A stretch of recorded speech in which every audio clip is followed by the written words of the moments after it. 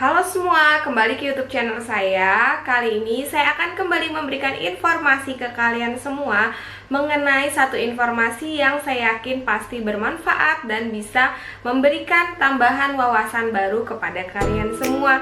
Nah, informasinya mengenai apa itu hamil anggur atau dalam bahasa medis disebut dengan mola hidatidosa, terkait dengan apa sih penyebabnya, kemudian apa itu mola hidatidosa dan atau hamil anggur, kemudian ciri-cirinya gimana, penanganannya yang biasa dilakukan seperti apa, serta apa tindakan setelah dilakukan tindakan tersebut, apa yang bisa kita lakukan. Nah, oke, sebelumnya jangan lupa dukung channel ini terus dengan klik tombol subscribe dan nyalakan loncengnya supaya ketika saya upload video baru, teman-teman udah langsung dapat notifikasi atau pemberitahuan yang pertama kali.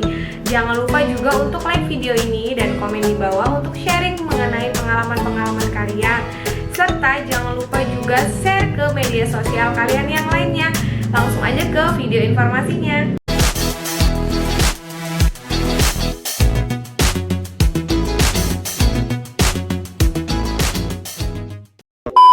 Langsung aja kita bahas mengenai apa itu hamil anggur yang dalam bahasa medis disebut dengan mola hidatidosa.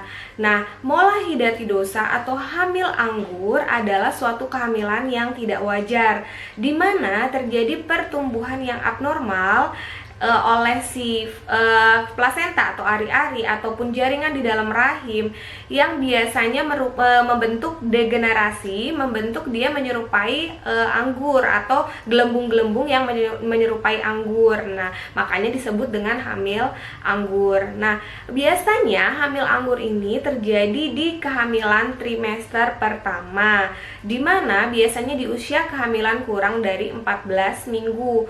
Itu biasanya terjadi di kehamilan kurang dari 14 minggu, di mana angka kejadiannya itu 1 dibanding 1000 kehamilan. Nah, kehamilan anggur sendiri biasa terjadi atau banyak sekali angka kejadiannya baik di dunia maupun di Asia. Nah, ini angka kejadiannya juga cukup tinggi. Nah, untuk klasifikasi atau kategori dari hamil anggur itu ada 2, hamil anggur parsial atau hamil anggur sebagian, dan hamil anggur komplit atau hamil anggur lengkap. Nah, di mana hamil anggur komplit ini biasanya pada pemeriksaan USG atau ultrasonografi itu tidak ditemukan adanya janin. Nah, kemudian kalau si hamil anggur parsial atau hamil anggur sebagian itu biasanya pada pemeriksaan USG itu masih ditemukan adanya janin, sedikit janin, dan biasanya ada sedikit kantung amnion.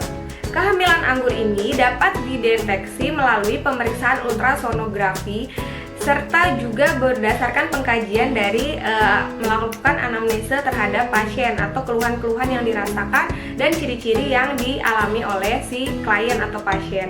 Nah, untuk penyebabnya sendiri sampai saat ini memang belum bisa diketahui secara pasti. Hanya saja dapat kita lakukan pencegahan dengan mengetahui beberapa faktor resiko serta dapat memperbaiki gizi dari si ibu yang sedang hamil. Ada beberapa faktor yang menjadikan resiko si hamil anggur ini lebih berat.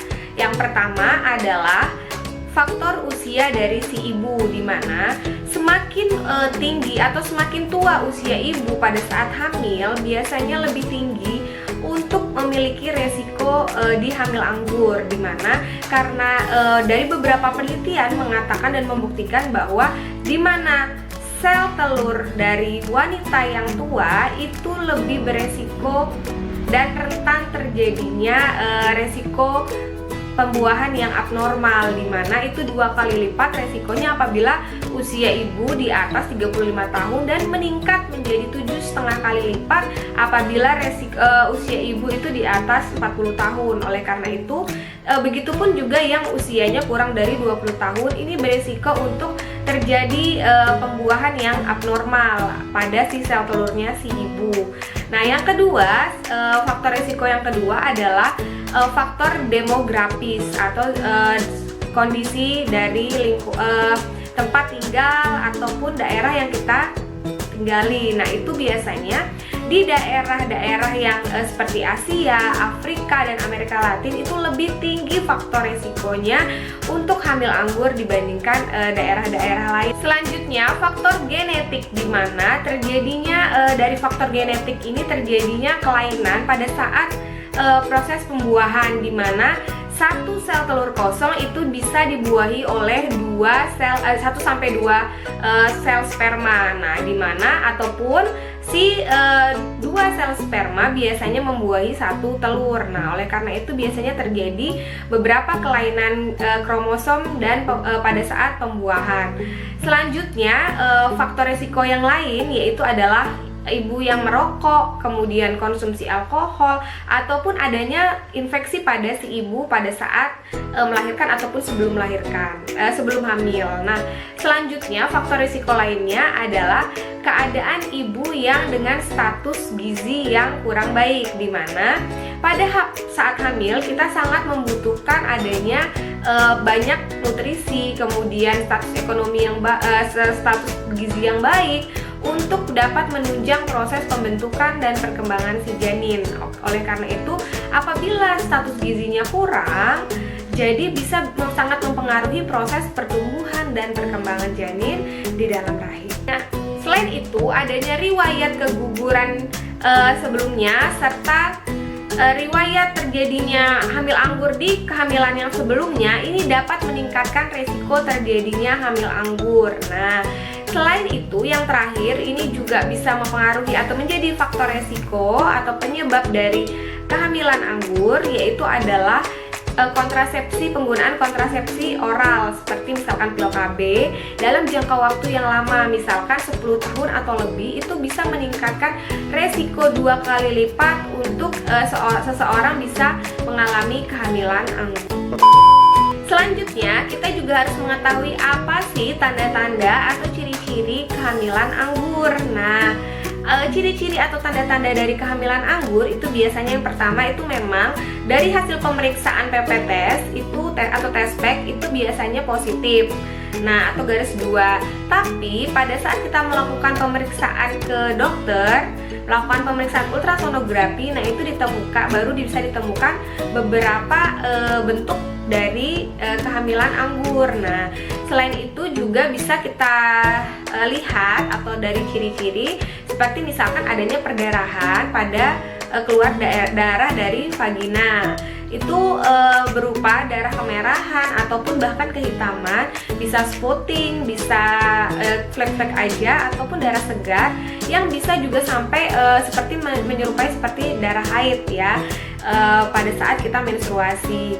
Nah, selain dari perdarahan, kemudian tadi test pack yang positif dari hasil pemeriksaan USG, nah kita juga bisa lihat dari adanya ciri-ciri dari tanda-tanda kita, misalkan mengeluh adanya mual muntah yang terlalu berlebihan, bahkan berat ini bisa melebihi dari kehamilan yang biasa. Jadi kalau dalam bahasa medis kita namakan dengan hiperemesis gravidarum. Selanjutnya bisa kita kenali dari adanya pembesaran perut yang tidak normal, seperti perutnya membesar tidak sesuai dengan usia kehamilan. Misalkan usia kehamilannya baru 4 minggu tapi perutnya sudah membesar seperti kehamilan 5 bulan.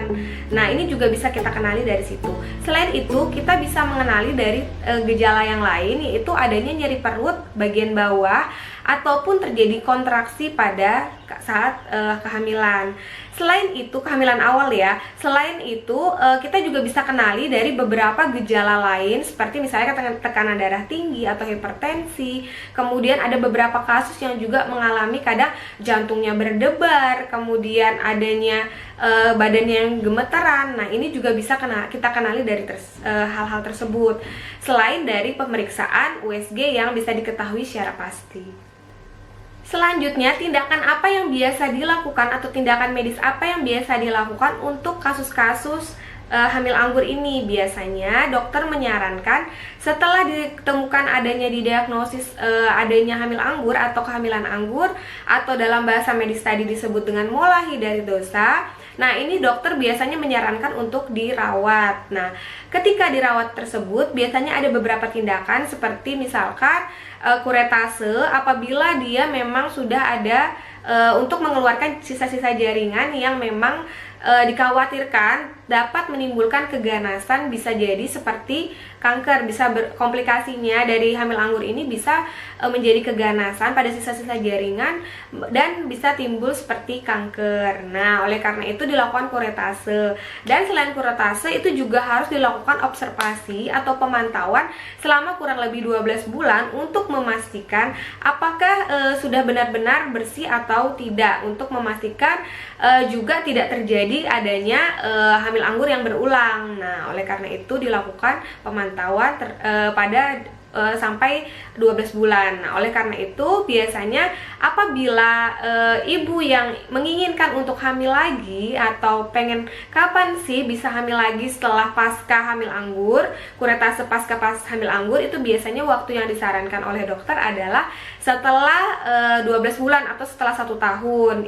Hal ini dikarenakan untuk benar-benar memastikan keadaan rahim itu benar-benar sudah siap untuk hamil lagi dan sudah benar-benar bersih dan tidak ada kemungkinan faktor resiko untuk terjadi keganasan atau bahkan terjadi kehamilan anggur yang bisa jadi memungkinkan untuk kehamilan anggur berulang. Oleh karena itu dilakukan biasanya penundaan terlebih dahulu untuk hamil setelah usia setelah 1 tahun pasca kuretase. Nah, apabila ada terjadi hamil anggur yang parah, pada beberapa kejadian yang parah itu biasanya juga dilakukan histerektomi. Dalam bahasa medisnya itu dilakukan histerektomi apabila sudah kehamilan anggurnya itu sudah parah. Nah, biasanya juga ada beberapa kasus ibu-ibu yang sudah tidak menginginkan kehamilan lagi, oleh karena itu makanya dilakukan juga sekalian histerektomi atau biasanya itu langsung kayak steril gitu. Nah, selain itu apa yang bisa dilakukan pasca tindakan operasi, pasca tindakan kuretase, itu yang bisa dilakukan adalah tunda untuk melakukan hubungan seksual tanpa kontrasepsi. Jadi kalau misalkan bunda-bunda di rumah tuh pengen melakukan hubungan seksual, usahakan menggunakan alat kontrasepsi. Kenapa? Nah, tadi saya hubungkan dengan yang tadi karena apabila tidak menggunakan kontrasepsi bisa menimbulkan kehamilan. Nah, apabila terjadi kehamilan, ditakutkan akan terjadi kehamilan anggur yang berulang karena ada riwayat kehamilan anggur sebelumnya. Oke teman-teman, itu dia tadi informasi yang saya sampaikan terkait dengan kehamilan anggur atau dalam bahasa medis disebut dengan mola hidatidosa. Meliputi tadi adalah ciri-cirinya, kemudian pengertiannya, apa itu mola hidatidosa, kemudian penyebabnya atau faktor resikonya itu apa saja, serta apa tindakan yang biasa dilakukan untuk kasus-kasus dengan mola hidatidosa. Nah, semoga informasinya ini bisa bermanfaat dan membantu buat teman-teman dalam mengetahui apa sih penyebabnya atau faktor resikonya agar bisa mencegah tidak terjadi kehamilan anggur, terutama kehamilan anggur yang berulang. Nah, oleh karena itu jangan lupa untuk dukung terus channel ini supaya bisa menghasilkan video-video yang lebih bermanfaat dan mengedukasi teman-teman di rumah dengan cara klik tombol subscribe dan nyalakan lonceng atau klik tombol lonceng. Nah, supaya ketika saya upload video baru tuh teman-teman udah langsung dapat pemberitahuannya. Serta jangan lupa untuk klik tombol like video ini dan komen di bawah ataupun share ke teman-teman yang lainnya mengenai informasi yang ada di video ini. Semoga informasinya bermanfaat. Sekali lagi, sampai ketemu di video-video selanjutnya.